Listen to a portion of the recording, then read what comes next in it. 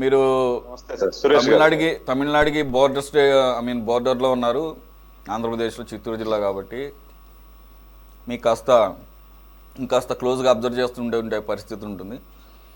ఇప్పుడు నేను లక్ష్మణ్ గారిని అడిగింది మీరు మొత్తం విన్నారు. సో దీని గురించి పెద్దగా అంత సీరియస్గా తీసుకోవాల్సిన అవసరం లేదంటారా?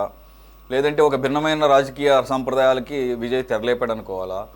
లేదంటే జంజీ పాలిటిక్స్ ఎలాగే ఉండబోతున్నాయి, ఇప్పటివరకు చూసినటువంటి తమిళ్ ద్రవిడియన్ పాలిటిక్స్ కన్నా కూడా భిన్నంగా ఉండబోతున్నాయని ఒక సిగ్నల్ పంపదలుచుకున్నాడా? లేదంటే కనుక ఒక రాజకీయ పరిణితితో తనున్నటువంటి ఇప్పుడున్న పరిస్థితిని బేరీజ్ వేసుకుని భవిష్యత్తులో ఎటువంటి సమస్యలు రాకుండా వెళ్ళి స్టాలిన్ని బ్లెస్సింగ్స్ తీసుకున్నారనుకోవాలా? లేదంటే కనుక నిజంగానే లక్ష్మణ్ గారు అన్నట్టు ఆయన సినిమాల నుంచి డైరెక్ట్గా రాజకీయాల్లోకి వచ్చాడు కాబట్టి, అలాగే సీఎంగా మొదటి ప్రయత్నంలోనే గెలిచాడు కాబట్టి, సీఎం అయ్యాడు కాబట్టి సుదీర్ఘమైనటువంటి రాజకీయ అనుభవం ఉన్నటువంటి స్టాలిన్ని గత సీఎంగా ఆయన అలా కలిశారనుకోవాలి సార్, మీ అబ్జర్వేషన్? సురేష్ గారు, ముందుగా మీకు, అదేవిధంగా ప్యానల్లో ఉన్నటువంటి పెద్దలు లక్ష్మణ్ గారికి, పెద్దలు కాంగ్రెస్ పార్టీ నాయకులు బాజీ గారికి, సోదరుడు రామారావు గారికి, 24x7 సిటీ న్యూస్ వీక్షిస్తున్నట్టు ప్రేక్షకులకు అందరూ కూడా నమస్కారాలు. సురేష్ గారు, విజయ్ తీసుకున్న నిర్ణయం ఎవరైనా కూడా అభినందించాలి. చాలా గొప్ప నిర్ణయం తీసుకున్నారు.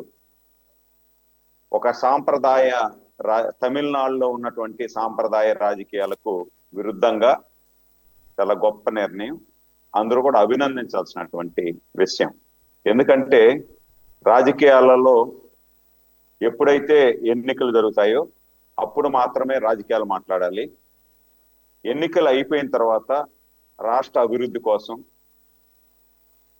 ఏ సూచనలు సలహాలు తీసుకోవాలా, పెద్దలు అనుభవజ్ఞులు ఎవరైనా ఉంటే వాళ్ళ దగ్గర నుండి కూడా పాఠాలు నేర్చుకోవాలా.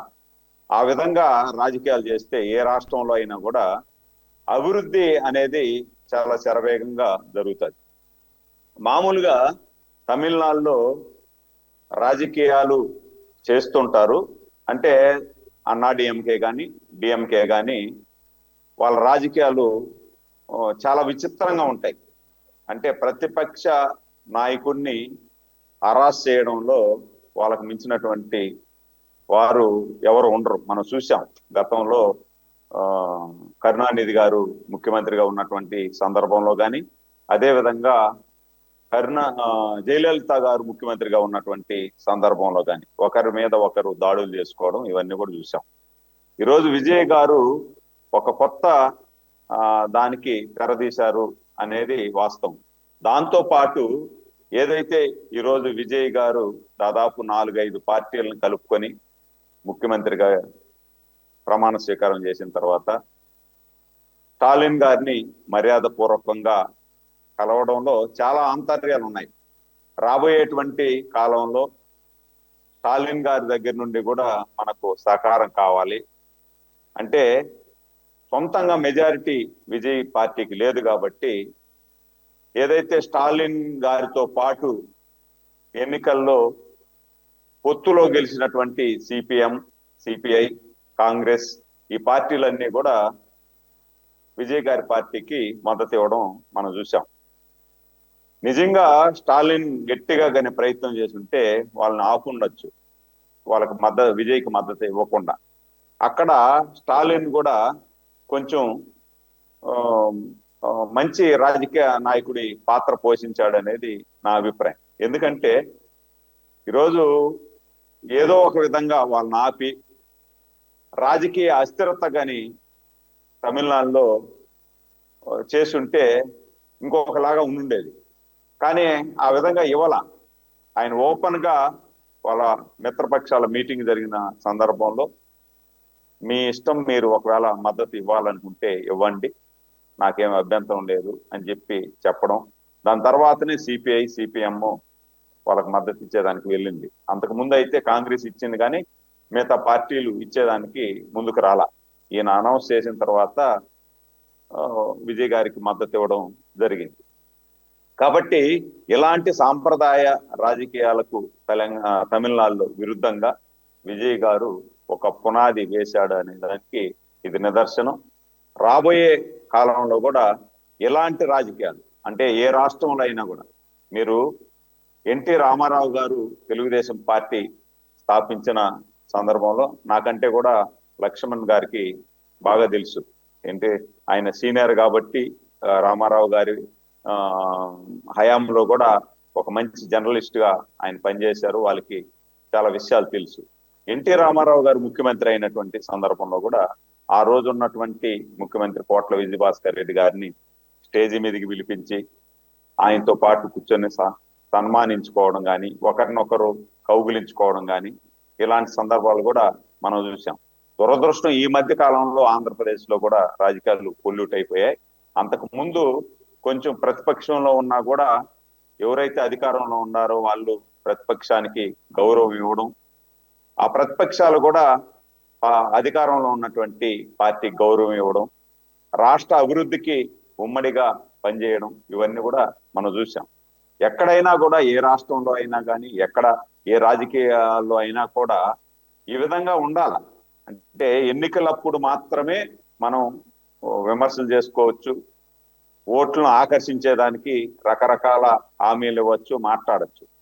ఎన్నికలు అయిపోయిన తర్వాత ఎన్నికల అనంతరం మనం నమ్మి మనకు ఓట్లేసినటువంటి ప్రజల ఆశలు, వాళ్ళ కోరికలు, వాళ్ళకి ఇచ్చినటువంటి హామీల్ని మనం నెరవేర్చాలంటే ప్రతిపక్షంలో ఉన్నా లేదు పాలక పక్షంలో ఉన్నా ఎవరు ఏ పార్టీలో ఉన్నా కూడా ఎన్నికలు అయిపోయిన తర్వాత ప్రజాప్రతినిధులు కాబట్టి ప్రజలకు జవాబుదారీతనంగా ఉండాల్సినటువంటి రాజకీయాల్లో ఉన్నటువంటి ఎమ్మెల్యేలు అందరూ కూడా కలిసి పనిచేస్తేనే మనం ఇచ్చినటువంటి హామీలు కానీ రాష్ట్ర అభివృద్ధి కానీ ముందుకు తీసుకెళ్లేటువంటి సందర్భం ఉంటుంది. ఆ దిశగా విజయ్ గారు మంచి నిర్ణయం తీసుకున్నారనేది ఖచ్చితంగా మనం అభినందించాల్సినటువంటి విషయం. ఇంత ముందు లాస్ట్ 2-3 రోజుల నుండి కూడా అదే విధంగా నిన్న రోజా గారు కూడా విజయ్ గారు జగన్మోహన్ రెడ్డి గారిని చూసి నేర్చుకున్నారు. జగన్మోహన్ రెడ్డి గారి హావభావాల విధంగా విజయ్ గారు పనిచేశారు. చేతులు జగన్మోహన్ రెడ్డి గారు ఎత్తెత్తాడు, విజయ్ గారు కూడా చేతులు ఎత్తాడు. కాబట్టి ఆయన చూసి నేర్చుకోవాలా అని చెప్పి చెప్తా ఉన్నారు. నేను వైసీపీ వాళ్ళకు కూడా నేను ఇచ్చే సలహా ఏమంటే, విజయ్ గారిని చూసి జగన్మోహన్ రెడ్డి గారిని చూసి విజయ్ నేర్చుకోవాలా, విజయ్ గారిని చూసి జగన్మోహన్ రెడ్డి నేర్చుకోవాలా. రాజకీయాలు ఎంత హుందాగా చేయాలా అనేది విజయ్ గారిని చూసి జగన్మోహన్ రెడ్డి గారు నేర్చుకుంటే రాష్ట్రంలో కూడా మంచి పరిణామాలు జరుగుతాయి అనేది నా భావన. దాంతో పాటు ఏదైతే విజయ్ గారు జగన్మోహన్ రెడ్డి గారిని చూసి నేర్చుకోవాల్సిన అవసరం లే. ఎందుకంటే జగన్మోహన్ రెడ్డి గారిని చూసి విజయ్ గారిని నేర్చుకున్నాడంటే పైనుండి పాతాళానికి పడిపోతాడు. ఎందుకు ఈ మాట అంటున్నానంటే 151 సీట్లు వచ్చినటువంటి జగన్మోహన్ రెడ్డి 11కు ఏ విధంగా పడ్డాడో దాన్ని చూసి విజయ్ గారు కొన్ని నేర్చుకోవాలా. అంటే జగన్మోహన్ రెడ్డిని చూసి మనం నేర్చుకోకూడదు అనేది నేర్చుకోవాలి. ఆయన జగన్మోహన్ రెడ్డి ఏమేమి తప్పులు చేశాడు, ఆ తప్పులు మనం చేయకూడదు అని చెప్పి విజయ్ నేర్చుకోవాలి. విజయ్ని చూసి జగన్మోహన్ రెడ్డి గారు నేర్చుకోవాల్సింది ఏమంటే, జగన్మోహన్ ఎక్కడ తగ్గాలనో, ఎక్కడ తగ్గితే మనకు రాజకీయ భవిష్యత్తు ఉంటుందో, పెద్దల్ని ఏ విధంగా మనం గౌరవించాలా, ఏదైతే పొలిటికల్లో కొంత నిష్ణాతులైనటువంటి పొలిటికల్ నాయకులను చూసి వాళ్ళని చూసి మనం ఏ విధంగా నేర్చుకోవాలా అనేది జగన్మోహన్ రెడ్డి గారు నేర్చుకుంటే రాజకీయాలు హుందాగా ఉంటాయి. ఆ విధంగా చేసినప్పుడే బాగుంటది. లేకపోతే ఇప్పుడు నిన్న మొన్నటి వరకు వీళ్ళు చెప్పినట్టు జగన్మోహన్ రెడ్డి పోయి విజయ్ను గెలిపించేశాడు, ఫోటో పట్టుకుంటేనే జగన్మోహన్ రెడ్డి ఫోటో పట్టుకుంటేనే విజయ్ గెలిచిపోతే మరి ఇక్కడ ఎందుకు 11 సీట్లు పడిపోయినారు? 11 సీట్లకు పడిపోయిన ఈయన తమిళనాడులో పోయి విజయ్ని గెలిపించేస్తాడా? అది కూడా మనం ఒకసారి అర్థం చేసుకోవాలి కదా. గత 5 సంవత్సరాలలో ఈ రాష్ట్రంలో ఏ విధంగా పరిపాలన జరిగిందో ప్రజలందరూ చూశారు, విజయ్ కూడా చూసుంటాడు. తమిళనాడే కాదు, దేశ ప్రజలందరూ కూడా చూశారు ఏ విధంగా అన్యాయాలు, అరాచకాలు, ప్రశ్నించిన వాళ్ళందరినీ వారి మీద దాడి చేయడం, ఇవన్నీ కూడా చూసాం మనం. ఇవన్నీ చూసి జగన్మోహన్ రెడ్డిని ఫాలో అయ్యి విజయ్ గెలిచిపోయినాడు అంటే ఈ విధంగా ఫాలో ఏంటి విజయ్ ఓట్లు చట్టేస్తారు వాళ్ళు. అక్కడ వేసుండ్రు ఓట్లు. ఆయనే, ఈయనే, జగన్మోహన్ రెడ్డి, విజయ్ అనేసి. ఇందాక మీరు మన డిబేట్ కంటే ముందు నేను సురేష్ గారు ఒక సామాజిక మాధ్యమాల్లో చూసా, జగన్మోహన్ రెడ్డి గారి ఫోటో పెట్టినారు, దాని పక్కన విజయ్ ఫోటో పెట్టి నిలబడుకొని పెట్టి జగనన్న ఫోటో వల్ల అని విజయ్ గారు తమిళనాడులో ముఖ్యమంత్రి అయ్యాడు అని పెడతారు. ఎందు వీళ్ళకి ఏం పిచ్చి పట్టిపోయిందో నాకు అర్థం కాదు. కానీ అంటే జగన్ ఫోటో పెడితేనే తమిళనాడులో గెలిచిపోతే, ఈడ సాక్షాత్ జగనే ప్రచారం చేసినాడు, జగనే ఇల్లు తిరిగినాడు, బుగ్గలు నివరినాడు, ముద్దులు పెట్టాడు, అన్నీ చేసినాడు కదా.